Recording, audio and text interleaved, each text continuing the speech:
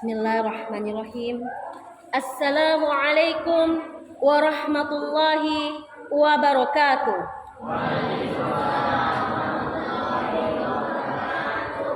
Alhamdulillahirabbil alamin. Assalatu wassalamu ala asrofil anbiya'i wal mursalin wa ala alihi wassahbihi rasulillahi ajmain. Amma ba'du. Allahumma salli ala Muhammad wa ala ali Muhammad. Puji syukur kita panjatkan kepada Allah Subhanahu wa taala yang telah sebagaimana melimpahkan rahmat, karunia beserta nikmatnya kepada kita bersama sehingga kita bisa berkumpul di Masjid Ar-Rahman yang penuh barokah ini. Dan alhamdulillah Allah masih memberi kesempatan kepada kita bisa melaksanakan sholat tarawih itu malam ke-4 Ramadan 1443 Hijriah. Karena orang-orang yang sudah meninggal mereka ingin berjumpa lagi dengan Ramadan walaupun hanya sebentar saja. Dan tak lupa pula selawat beriringkan salam kita hadiahkan kepada Nabi besar junjungan alam yakni Nabi Muhammad SAW dengan mengucapkan Allahumma sholli ala Muhammad wa ala ali Muhammad. Tanpa jasa beliau maka kita tidak bisa merasakan nikmatnya Islam dan iman pada saat ini. Baik bapak-bapak, ibu-ibu, hadirin rahimakumullah yang berbahagia. Pada malam hari ini izinkanlah saya untuk menyampaikan tausiah yang telah ditetapkan oleh IKMI, yaitu temanya tentang mengapa ekonomi syariah dibutuhkan. Baik bapak-bapak, ibu-ibu, sebelum saya lanjut ke isi, saya akan memperkenalkan diri terlebih dahulu. Baik, perkenalkan nama lengkap saya Iin Triyuli Alvina, STHI MAG. Saat ini aktivitas saya adalah sebagai seorang dosen di salah satu kampus negeri Islam, guru di sekolah swasta, tentor atau tutor di lembaga atau les yayasan lembaga kursus. Lalu saya juga sebagai mubaligh da'iyah. Sehari-hari saya juga ada mengisi kajian majlis taklim ibu-ibu. Dan alhamdulillah Allah masih mengizinkan sampai malam ini untuk mengisi tausiah Ramadan. Baik, saya ucapkan terima kasih kepada protokol, kepada bapak-bapak ibu-ibu hadirin yang sudah mengizinkan saya untuk duduk di depan ini. Bukan berarti saya duduk di depan ini saya menjadi orang yang lebih dari bapak-bapak ibu-ibu. Saya juga masih banyak proses untuk belajar sampai akhir hayat. Baik, kita masuk kepada tema itu tentang ekonomi syariah. Jadi istilah ekonomi itu ada yang mengatakan ekonomi syariah, ada yang mengatakan ekonomi Islam. Ya. Baik. Dalilnya adalah dalam surah Al-Baqarah ayat 208 yang bunyinya A'udzubillahi minasyaitonir rajim. Bismillahirrahmanirrahim. Ya ayyuhalladzina amanu, wahai orang-orang yang beriman, udkhulu fis-silmi kaffah, masuklah ke dalam agama Islam secara menyeluruh. Artinya secara menyeluruh, bukan setengah-setengah.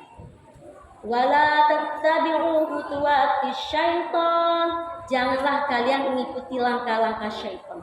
Innahu lakum aduwwum mubin, sesungguhnya dia adalah musuh yang nyata. Nah, baik ibu-ibu, bapak-bapak hadirin yang dirahmati Allah.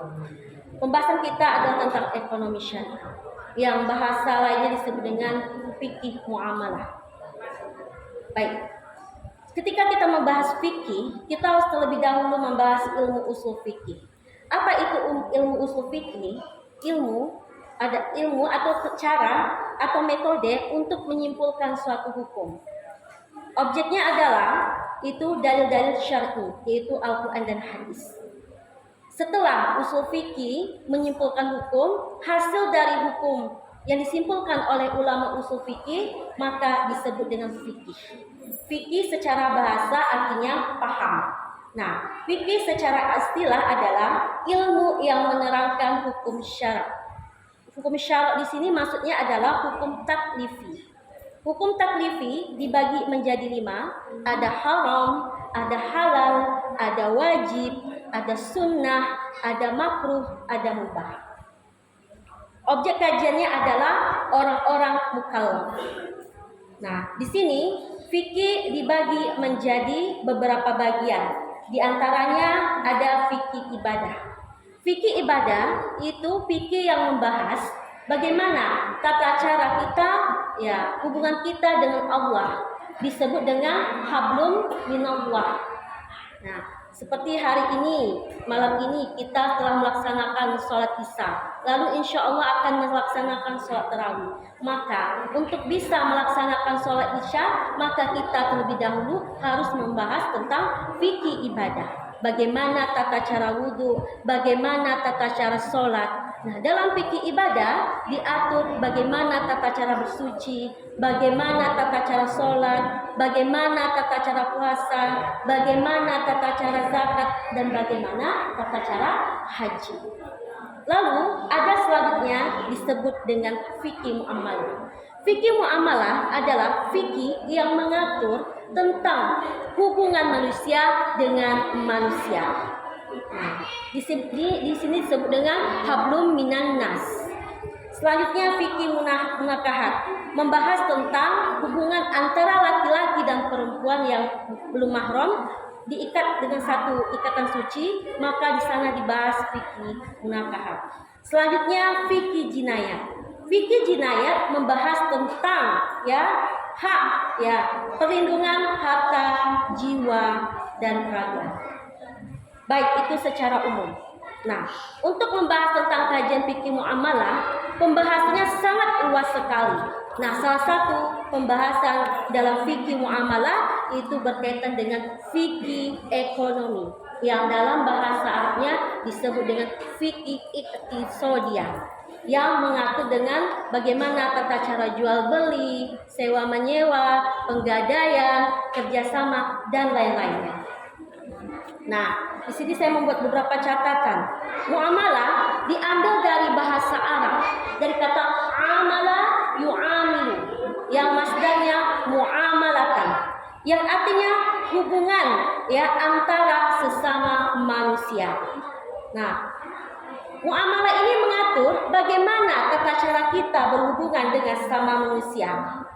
Itu yang berkaitan dengan fikih muamalah adalah mengatur bagaimana kita membuat suatu usaha, bagaimana kita membuat suatu perundangan, bagaimana kita membuat suatu ekonomi, maka diatur oleh fikih muamalah.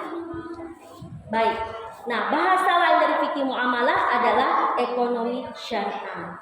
Nah, jadi tujuan mengapa kita perlu memahami yang namanya ekonomi syariah? Karena dalam ekonomi syariah itu ada mengandung kemaslahatan. Apa perbedaan antara ekonomi syariah dengan ekonomi konvensional? Ekonomi konvensional hanya menguntungkan sebelah pihak, sedangkan ekonomi syariah menguntungkan antara satu pihak dengan pihak yang lain. Jadi apa yang diatur oleh fikih ekonomi syariah yaitu pengendalian harta, menjunjung tinggi keadilan. Nah, pengendalian harta juga termasuk baik itu harta yang masuk, baik itu dari jual beli, dari usaha kita maupun harta yang keluar. Contoh tujuannya diadakannya fikih syariah agar tidak terjadi penimbunan harta, seperti adanya zakat, adanya infak, adanya sedekah. Tujuannya apa? Untuk kemaslahatan umat, agar yang kaya semakin kaya, yang miskin tidak semakin miskin. Jadi yang kaya hartanya bermanfaat untuk yang lain. Jadi bersyukurlah kita ketika ada orang yang meminta sebagian rezeki kita untuk disumbangkan untuk kepentingan pribadi maupun umum. maka di sanalah ada hak orang lain yang wajib kita gunakan. Jadi menginfakkan harta ini ada yang sunnah, ada yang wajib. Yang sunnah menginfakkan harta itu dengan cara disebut dengan sedekah atau infak. Yang wajib disebut dengan zakat. Zakat dibagi menjadi dua. Pertama, zakat fitrah. Nah, zakat fitrah ini wajib untuk semua umat Islam, baik kaya maupun miskin. Sedangkan zakat mal hanya diwajibkan kepada orang yang memiliki kelebihan harta. Baik, nah jadi alasan mengapa ekonomi syariah itu penting untuk kita. Pertama, tujuannya adalah mewujudkan integrasi seorang muslim yang kafah, tidak lagi menggunakan ekonomi konvensional. Jadi dengan adanya ekonomi syariah mengajak kita untuk hijrah kembali ke ekonomi syariah, tidak balik lagi kepada ekonomi konvensional. Contoh, ada bank konvensional, ada beberapa bank konvensional. Maka setelah kita mengetahui, kita harus menjadi muslim yang kafah, maka kita berhijrah. Yang tadinya nabung di bank konvensional, yang tadinya berhutang dengan bank konvensional, yang akad di awalnya sudah dikatakan riba. Kenapa? Riba itu secara bahasa artinya bertambah. Tetapi jika orang yang dibantu dipinjamkan uangnya, tetapi dia sendiri yang ingin menambahkan, melebihkan untuk membayar, itu tidak disebut riba. Tetapi kalau orang yang meminjamkan uangnya dari awal sudah berkomitmen, berakad bahwa yang dihutangi itu harus membayar lebih dari jumlah yang dihutangkan. Selanjutnya, menambah nilai ibadah syariah. Nah, kenapa kita harus dituntut dianjurkan untuk kembali kepada ekonomi syariah? Karena dalilnya jelas di dalam Al-Quran. Maka siapapun yang kembali mengamalkan ekonomi syariah, maka dia mendapatkan nilai ibadah atau pahala. Selanjutnya, mendukung dalam kemajuan ekonomi Islam. Contoh, seperti adanya bank syariah, adanya penggadaian syariah, adanya asuransi syariah, adanya baitul mal wa ta'mir, Nah, situ. Selanjutnya, melakukan gerakan amal ma'ruf nahi munkar.